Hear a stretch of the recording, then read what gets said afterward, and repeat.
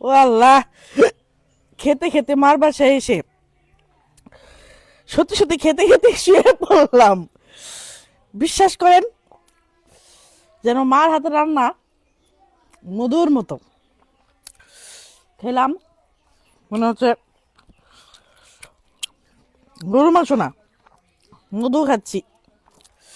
মুরগির মাংস না, মধু খাচ্ছি।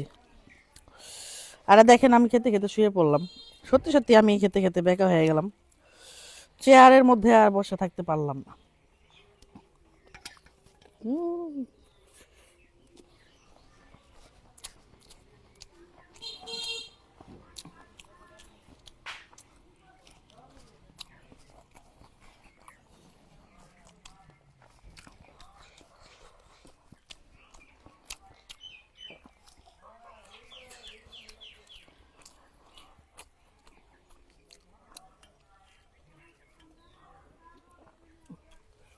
তোমার জামা প্যান্ট